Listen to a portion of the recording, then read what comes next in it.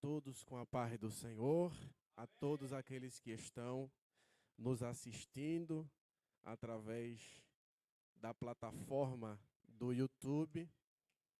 Quero externar a minha alegria e agradecer a Deus por essa rica oportunidade que Ele tem nos concedido nesta noite, de poder estar aqui participando desta live, desta mini vigília.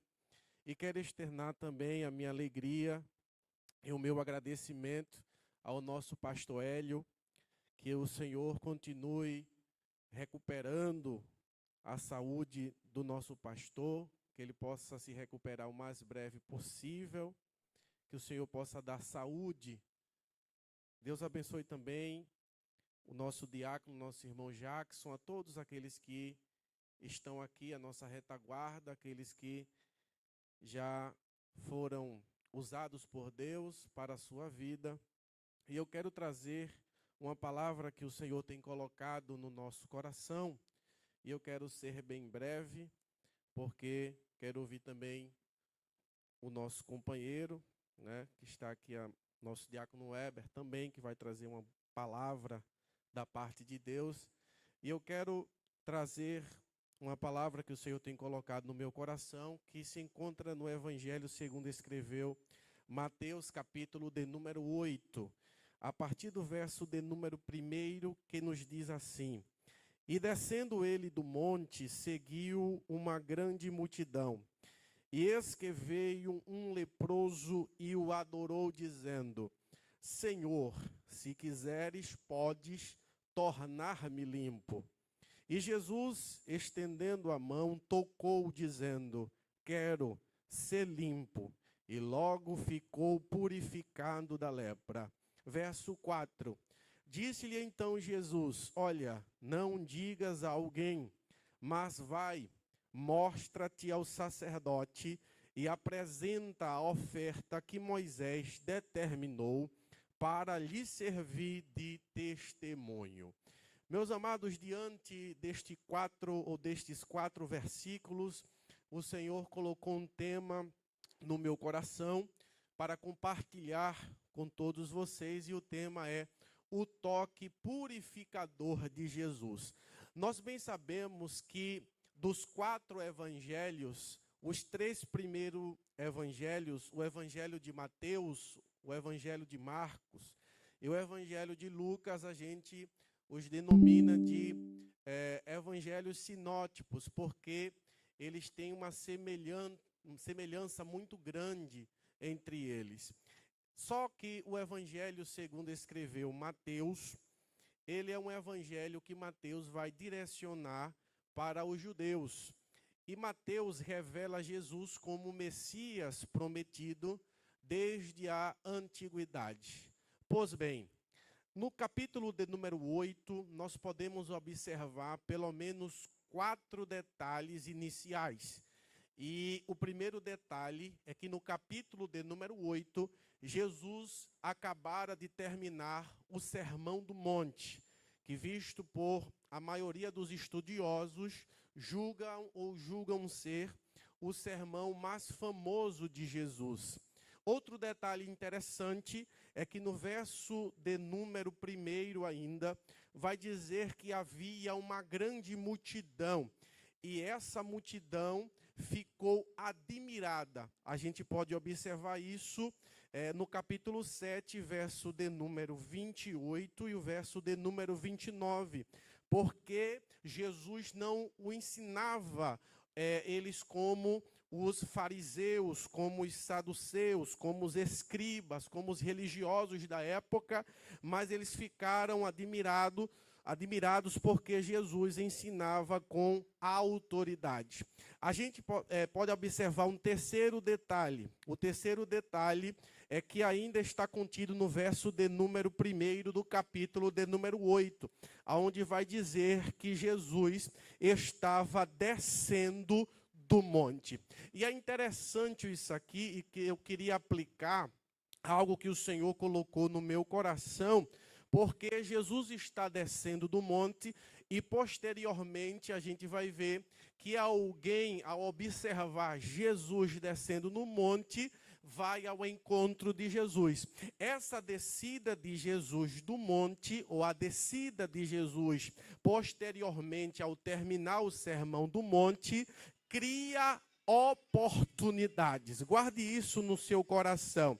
Vezes por outras, a descida de Jesus gera oportunidade. Então, deixa eu liberar uma palavra para a minha e para a tua vida. Jesus, nesta noite, Ele está descendo na tua casa. Jesus está descendo para restaurar. Jesus está descendo para colocar aqui aquelas coisas que estão fora no lugar, exatamente no lugar certo. Jesus, nesta noite, está descendo com salvação. Eu aprendo que quando Jesus desce, em muitas ocasiões, a descida de Jesus cria oportunidade. A gente vê também um outro detalhe, o quarto detalhe inicial do capítulo de número 8, no versículo agora de número 2, diz que veio um leproso, ou foi um leproso até Jesus. Nós observamos que do outro lado da história estava um homem leproso, porém um homem determinado para ir ao encontro de Jesus. É interessante que a Bíblia não revela o seu nome, apenas ela nos revela a sua doença. E nós sabemos que a lepra era uma doença, ou a doença mais temida dos tempos bíblicos, e principalmente na época de Jesus. Era uma doença que a medicina não podia dar jeito, era impossível a sua cura. É interessante que, além de vários problemas causados por quem contraía esta doença, eu destaquei pelo menos 3 problemas causados pela lepra. O primeiro problema é que a lepra, ela destruía o corpo físico. O odor e as chagas eram terríveis. Também existia um segundo problema. A lepra também causava um afastamento social e religioso. O leproso deveria, pela lei de Moisés, segundo o que está escrito no livro de Levíticos, capítulo de número 13 e capítulo de número 14, tinha que viver fora da cidade. Ele era excluído do convívio da família, ele era excluído do convívio da sociedade, da comunidade. Ele não poderia adentrar no templo, ele não poderia participar do culto, e pior ainda, eles eram vistos como pessoas amaldiçoadas. Também existe um terceiro grande problema para quem contraía esta doença. E o terceiro problema era a humilhação pública, andar com roupas rasgadas, cabelos, cabelos raspados, a cabeça raspada, e teria que gritar impuro, impuro. Tinha que cobrir a parte superior do lábio superior, e teria que manter, pelo menos é o que diz a tradição judaica, pelo menos 2 metros de distância das pessoas. Quando alguém se aproximava, segundo Levítico, capítulo de número 13, verso de número 45, ele teria que gritar mais ou menos o seguinte: eu estou impuro. Com esse problema desta doença terrível, com os sinais e sintomas desta doença, e ali o sacerdote, ele analisava, e se o sacerdote declarasse a pessoa impuro ou impura, ele teria, como já falei, sair do convívio da sociedade. Era muitas restrições. E imagine agora este homem, a Bíblia não diz se ele tinha esposa, se ele tinha filhos, mas se tivesse, ele não mais receberia abraço, ele não receberia mais o carinho da sua família. Olha a tragédia causada por esta doença. Porém, também houve um dia que Jesus, aleluia, decidiu mudar a sua história. Adentrando um pouco mais profundo no capítulo de número 8, versículo de número 2 em diante, eu vejo pelo menos 4 lições que podemos extrair desse texto. A primeira lição que podemos extrair desse texto é que ele estava no mesmo lugar que Jesus estava. Eu vou repetir para você pegar. Ele estava no mesmo lugar que Jesus estava. estava, mesmo leproso, ele estava no mesmo ambiente que Jesus estava. Ou seja, eu aprendo uma coisa interessante e profunda com este homem, é que a lepra, a sua dificuldade não limitou de estar na presença ou no ambiente que Jesus estava. Ele estava no lugar certo, ele estava na hora certa, ele estava na ocasião certa. Deixa eu abrir um parêntese e aplicar esta palavra no teu coração.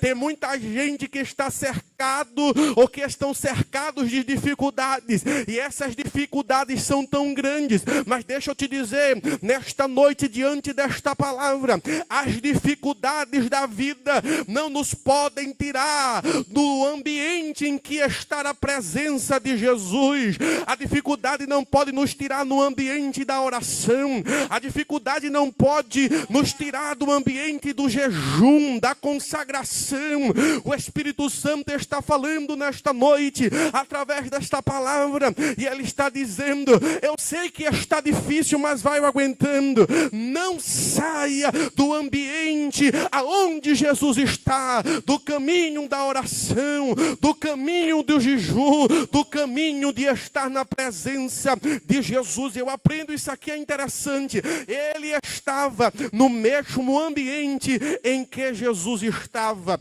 A segunda lição que eu aprendo é que este homem, ele vai até Jesus. Verso de número 2: e eis que veio um leproso.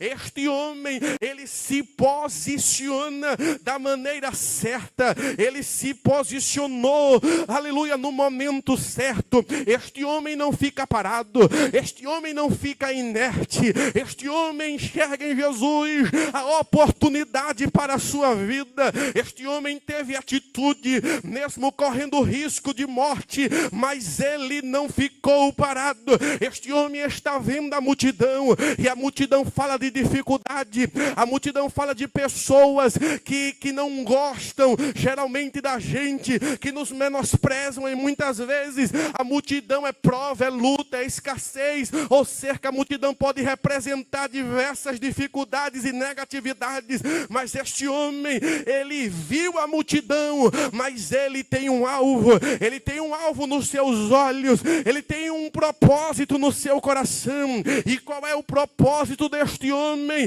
É que ele quer chegar aos pés de Jesus. Ele está vendo a multidão é grande, mas deixa eu liberar uma palavra para a tua vida. A multidão pode ser grande, mas a multidão não para quem tem propósito. As dificuldades da vida não para quem tem propósito, o desemprego não para quem tem propósito, a enfermidade não para quem tem propósito, as doenças da vida não para quem tem propósito.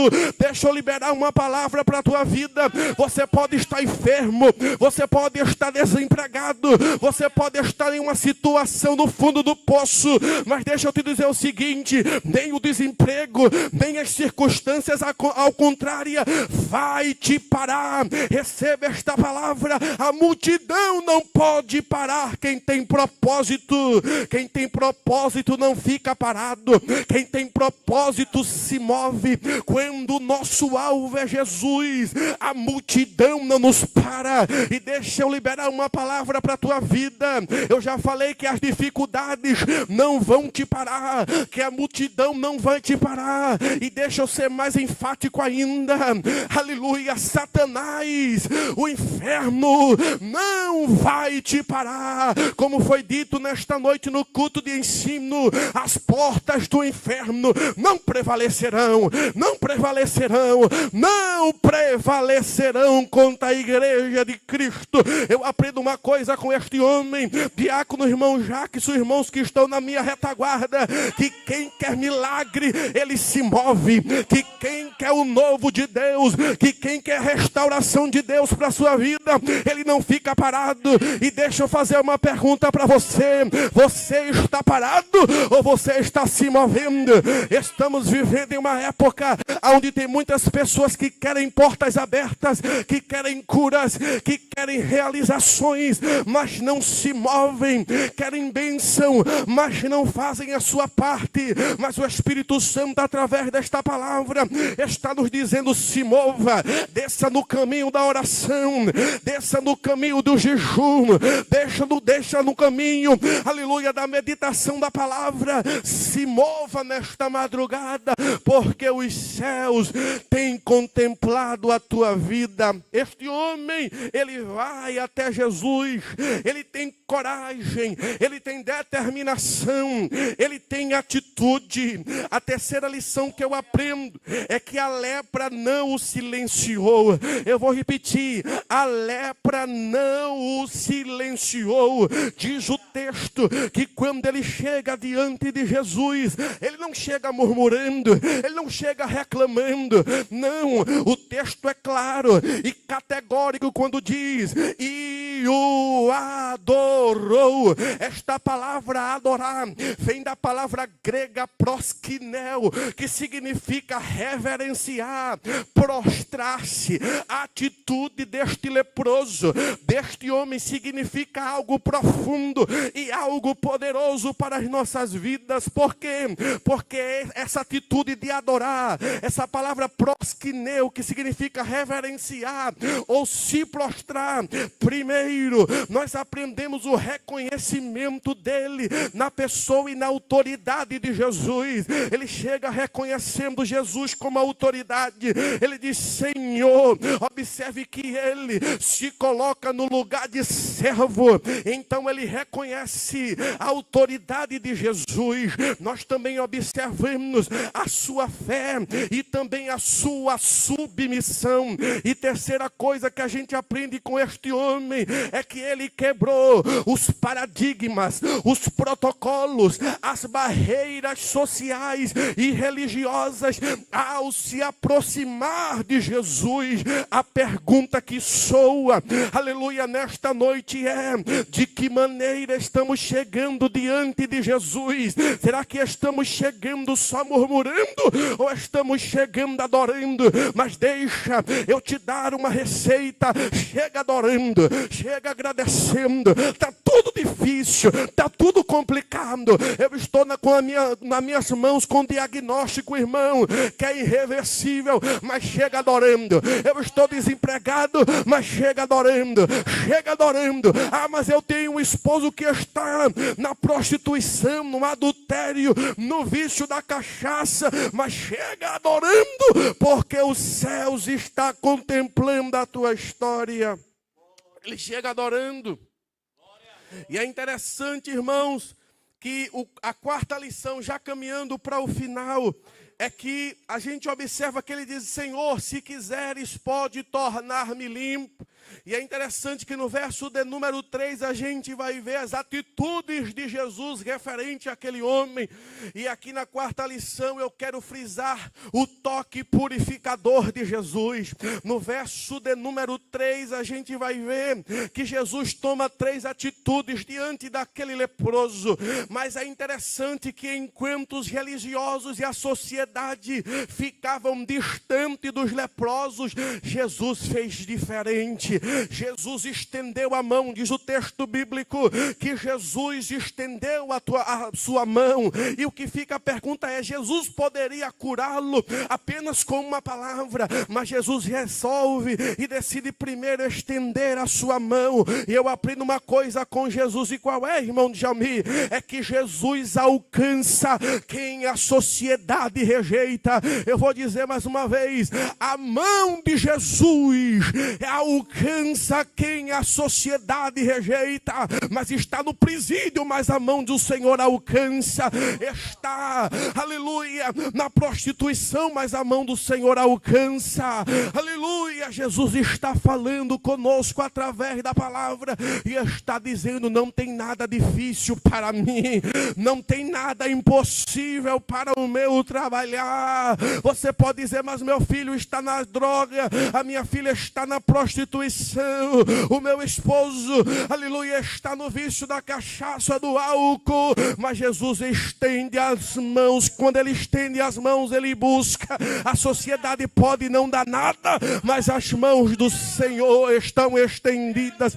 Outra coisa que Jesus faz questão de fazer, diz o texto bíblico, que Jesus o toca. Enquanto a lei dizia distância, a graça personificada na pessoa de Cristo dizia quanto mais perto melhor. A graça dizia distância, aliás, a lei dizia distância, mas a graça dizia quanto mais perto melhor. Quanto mais perto melhor. Quanto mais perto melhor. E é interessante que não é a lepra que estava nele que contamina Jesus, mas o poder de Jesus cura ele, limpa-o da sua lepra. E é interessante, o texto continua, porque Jesus vai falar com ele. Jesus vai dizer: quero ser limpo. Se tem uma coisa que Jesus gosta, é limpar quem está sujo. Aleluia. Logo aquele homem ficou purificado, diz o texto. Prosseguimos, porque é interessante que ele ficou instantaneamente curado, porque quando Jesus toca, ele tira as impurezas. Quando Jesus toca, ele tira os embaraços da vida, ele renova aquilo que está velho, ele dá vida àquilo que não tem mais vida, ele faz aquilo, aleluia, que a sociedade acha ser impossível, mas ele é o Deus de restauração, e ele está dizendo: eu vou tocar a tua vida, eu vou tocar o teu filho, eu vou tocar a tua esposa, eu vou entrar no teu lar. Se você acredita nesta palavra, eu não sei onde você está, se é na cozinha, se é no quintal, se é no quarto chorando, mas Jesus está dizendo: é tempo das mãos do Senhor te alcançar, é tempo do toque de Deus na tua vida, na tua história. Ele está tocando a tua vida. E indo para o final, a quinta lição, nós aprendemos que tudo tem uma finalidade. Verso de número 4 diz o texto que Jesus vai lhe dar àquele homem algumas recomendações. Jesus vai dizer a ele: olha, não digas a alguém, mas vai, mostra-te aos sacerdotes primeiro. Se mostrar ao sacerdote e apresenta a oferta que Moisés havia determinado. Isso fala de gratidão. E Jesus vai dizer assim para ele: para lhe servir de testemunho. E aqui eu aprendo uma coisa com Jesus, que tudo que acontece na nossa vida, muitas delas é para uma finalidade. Observa as palavras de Jesus: para lhe servir de testemunho. Tudo que você está passando, creia tão somente que este vale, que neste deserto é para um propósito de Deus se cumprir na tua vida e na tua história. A tua prova e a tua vitória vai servir de testemunho. O nome do Senhor vai ser glorificado na tua vida e você vai celebrar aos céus e adorá-lo na beleza da sua santidade. E já para encerrar, é interessante que ele iria ter que se apresentar ao sacerdote, ou seja, geralmente o sacerdote iria para fora do arraial, e aquele homem que recebeu esta palavra de Jesus, ele teria que ir ao encontro ao sacerdote, oferecer a oferta. Mais uma vez o sacerdote iria analisá-lo, e é interessante que o mesmo sacerdote que no começo da sua prova, da sua luta, que talvez a Bíblia não diz, mas quem sabe foi o mesmo sacerdote que disse que ele estava impuro. Não diz, a Bíblia não diz, mas o mesmo ambiente que ele passou a vergonha, agora teria no mesmo ambiente de ouvir o sacerdote dizer que ele estava curado. E o Senhor está dizendo que no mesmo ambiente onde você foi envergonhado, o Senhor vai te dar honra. Receba esta palavra nesta noite, que Deus vai mudar a tua história. Eu sei que está difícil, eu sei que está complicado, mas o Senhor